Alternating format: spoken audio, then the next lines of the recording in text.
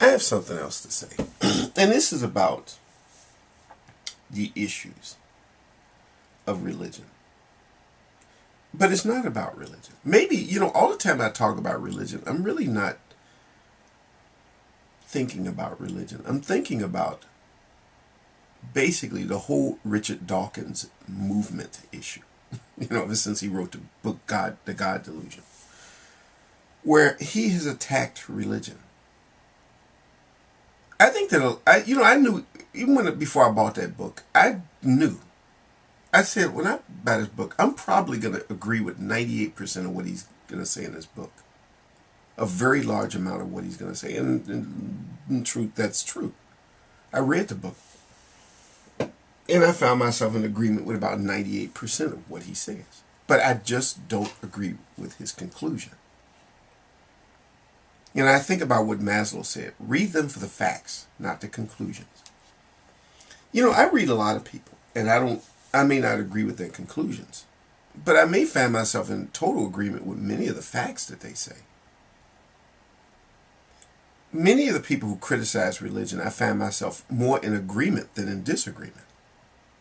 I find myself more in agreement with the atheists than I find myself in disagreement. I just don't agree with the conclusion. At the end, when you put up all these facts, and then at the very end, when you say, therefore, God does not exist, that's where, we fumble just before we get to the goal line. We don't cross the goal line and score, because that's when the fumble occurs. It's like, no, there's not a therefore. Maybe, and it's strangely enough, here's the thing. Probably the reason why has more to do with everything I've learned from David Hume.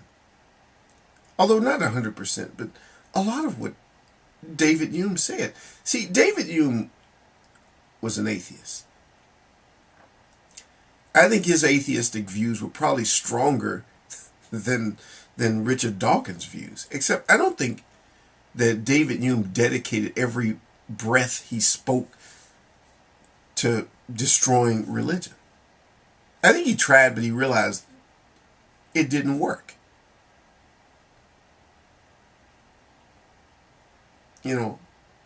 Religion is still here. No one will destroy religion. What will happen to religion is what has been happening to religion since the beginning. Religion evolves, that's all. It just changes. Religion as it is now is primitive. And yes, it has a lot of dangerous elements to it. But it has to evolve. If religion stays as it is currently, yeah, it will bring about the destruction. The atheists are right in that. It will bring about the destruction of society. All these rigid rules, these old-fashioned rules, these ancient rules. It's just like, it's like medicine, for example. When I say medicine, I mean medicine like the field of medicine. The medical world had to change as new innovations came. I was thinking that way back in the old days in the world of medicine, when doctors might do surgery, when they used to do surgery without anesthetics or anything, and then they didn't have any idea about germs and how they would spread, so they would do surgery on somebody in a hospital and not even bother to wash the instruments that they used to cut someone open, and then take the same bloody instruments and use them to cut somebody else. They could be spreading a disease because they didn't know. They did things out of ignorance. But as new innovations came up, medicine evolved. Those instruments had to be sterilized. When you discover anesthetics, you start using that. When you discover better ways, different protocols for how to deal with patients and disease and stuff. I've seen changes even in my lifetime. Being type 1 diabetic, I realized that the way in which, like when my father, when he was first diagnosed as diabetic, now he died, he was only 55. I'm 50. I'm only 5 years away from eclipsing his age. But the thing is that it was a lot tougher Now it's so much easier. You know, back when I was taking injections, because now I have an insulin pump, so I don't have to take the injections. Even when I was taking injections, it wasn't hard. You know, when the doctor told me, well, you're going to have to take insulin, you know, and I started taking injections, the needles are so thin. It's so sharp and so thin, you hardly feel it. You don't even feel it when you stick that needle in and do it. I mean, it's kind of an inconvenience to have to do that all the time, and the pump is much more convenient. Great thing. But innovations happen. Nothing has come along to destroy medicine.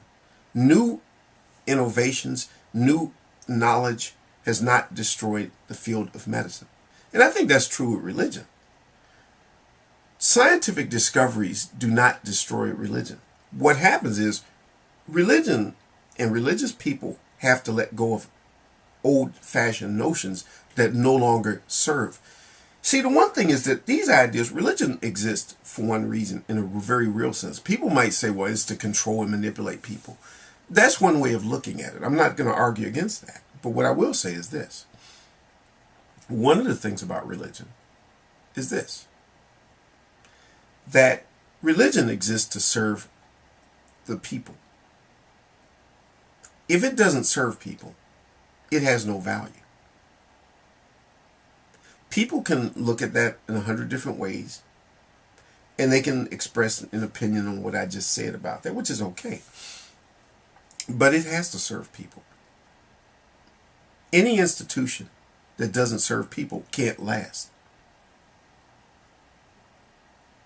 You know, things nowadays, such as the monarchy in many countries, are collapsing, or is becoming basically null and void. Like in England, I mean, you got Queen Elizabeth, but she doesn't have any power. She has no power. Situations like that just don't serve people. They serve one individual, and a whole country has to serve that person. No. If you're not serving the people, then that has to go. And that's the thing about religion. Religion has to conform itself to the people. People don't have to conform themselves to the religion. Religion has to evolve, or else it's out the door. Maybe this is sort of my message to the religious people. You got to change. You got to change and know where your real loyalties are. People might say, well, we're here to serve God. Yeah. A God that has to be one that serves the people. You know, are we just going to be God's ass kissers? And that's all we do? Yeah, this is going to be radical. I know a lot of people aren't going to like what I have to say, but I got to say it. I do believe in God, but the way I think of God, I think of a God who cares about me and who loves me. And one who loves me, just like anybody who loves me, they're going to take care of me. Maybe I'm crazy. Maybe like all the, maybe like what Sam Harris says.